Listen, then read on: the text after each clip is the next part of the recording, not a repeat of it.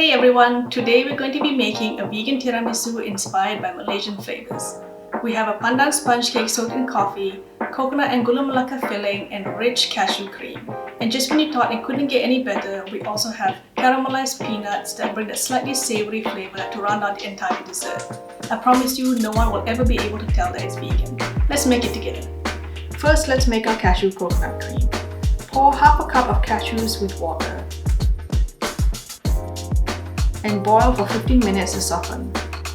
Take it off the heat and set aside to cool. In the meantime, let's whip our coconut cream. We're using 3 boxes of Cara coconut cream. I've refrigerated these overnight. The coconut cream needs to be thoroughly chilled or it won't whip up nicely.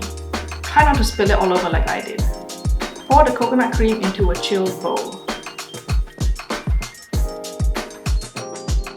Whip this on high until everything starts to thicken. Once it starts to thicken, add 30 grams of icing sugar. Continue to whip on high for about 6 to 8 minutes, until it gets to soft peaks like this. Let it chill in the fridge while we prepare the cashew cream. Drain the soaked cashews and add them to a blender. Let's add 1 teaspoon of vanilla extract along with half a cup of plant-based milk. Blend on high for about 2 minutes. We want the cashew cream to be super smooth. Pour the cashew cream into a bowl and let it chill in the fridge. It will thicken up a lot as it sits in the fridge. This recipe requires a lot of chilling, so I recommend that you make these elements a day ahead so you can just forget about them and assemble the next day. Now onto the coconut layer. Tear 2 pandan leaves into strips like this and tie into a knot.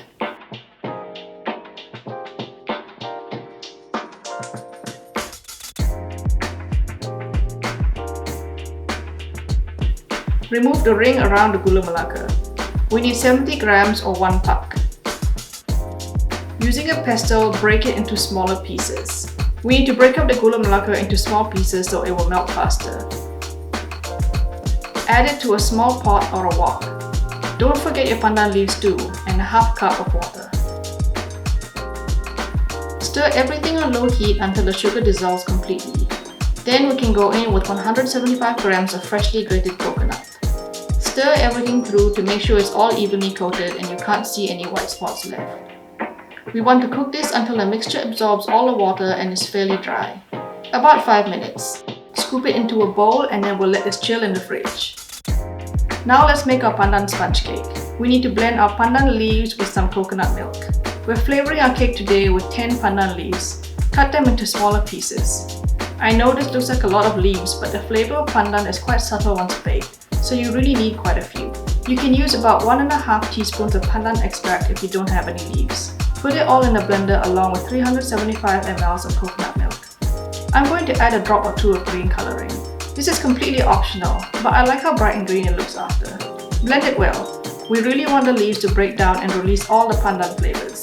In case you were wondering why I'm using a different blender, mine actually broke 2 seconds ago, so I had to borrow one from my neighbor. Once it's blended, strain the milk through a muslin cloth. Just use the finest sieve you have. A tea sock will work too. Give it a really good squeeze to extract all the liquid. To this pandan milk, we're going to mix in half a cup of oil and 1 tablespoon of apple cider vinegar. You can also use lemon juice or white vinegar. We need the acid to react with the baking soda to help the cake rise in the oven later. Give it a good stir and set it aside. Let's make sure we line our tray with some parchment paper or we'll be very sad. Grease it with a tiny bit of oil. This is a 33 cm square tin. Get a large mixing bowl. We need to sift 320 grams of flour and 1.5 teaspoons of baking soda.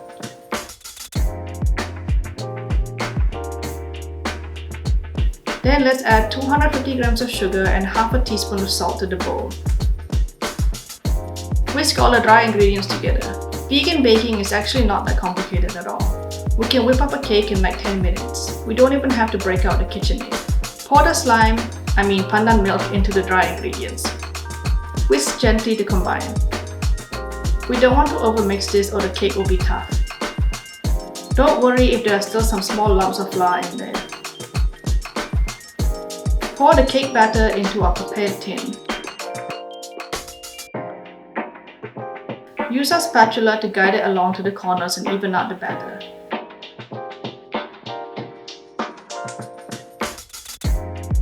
Bake in a preheated oven at 180 degrees Celsius for 20 minutes.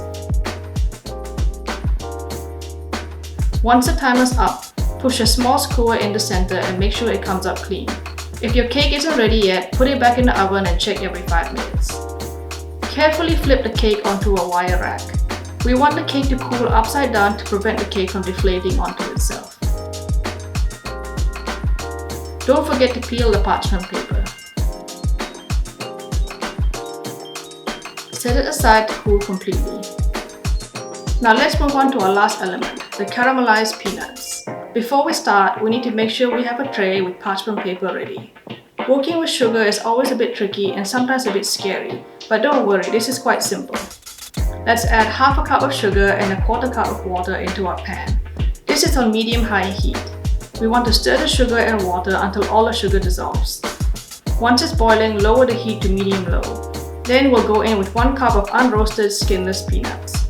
Now we need to keep stirring the peanuts until the sugar crystallizes and becomes sandy looking, about 5 to 6 minutes. Kinda looks like we might have made a mistake here, but trust the process. It may be a bit difficult to stir at this stage, but keep going and the sugar will begin to melt again and start to caramelize. By the way, all the ingredients will be listed in the description box below or on my website, thekampongvegan.com. Now that it's completely liquid and golden, pour it straight onto our tray. Use a fork to separate the nuts while it's still hot. Be careful not to burn yourself on the nuts. Let it cool at room temperature. Once it's completely cool, it will harden like this, and then we can break them apart. I'm crushing some with a pestle to make smaller pieces, but you can leave them whole if you like. Scoop the nuts into a bowl and set aside. Now we can finish up our cream. Pour the cashew cream into the whipped coconut and fold gently. Then put it back in the fridge. Next comes my favorite part, assembling the tiramisu. Cut the sponge in half and then into rectangles like this. I have 600 ml of espresso here. Use any strong, high-quality coffee that you like. Make sure the coffee is cool before we begin. Dip the sponges one at a time in the coffee quickly and arrange in our dish. We need a deep dish for this. I like to use a glass one so I can see the tiramisu from the outside. Then we can spread an even layer of coconut filling on the top. Spoon half of our cream onto the coconut layer and spread it evenly with an offset spatula or spoon.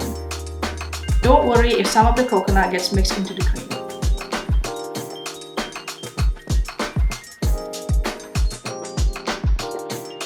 We're going to repeat the same thing for the next layer.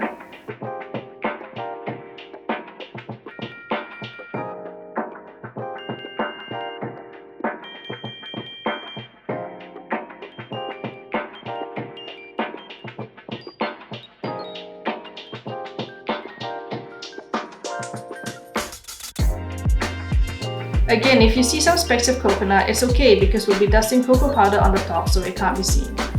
Let the tiramisu set in the fridge for 2 hours or overnight.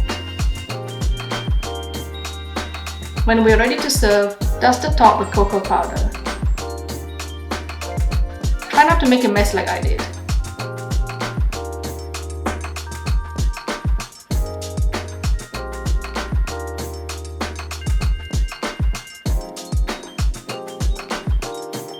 And let's not forget our caramelized peanuts.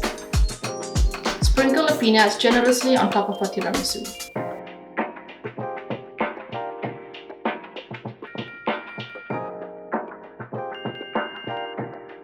Doesn't it look good?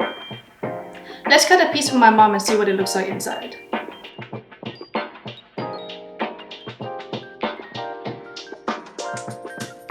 The first piece is always going to be a bit mangled, but it's fine. Sprinkle a bit more of the peanuts over the top of the slice, and that's it! Vegan Pandan coconut tiramisu.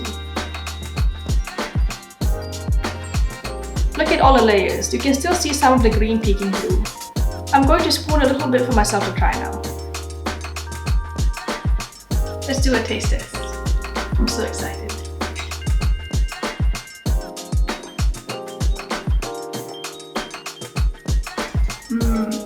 It's so good.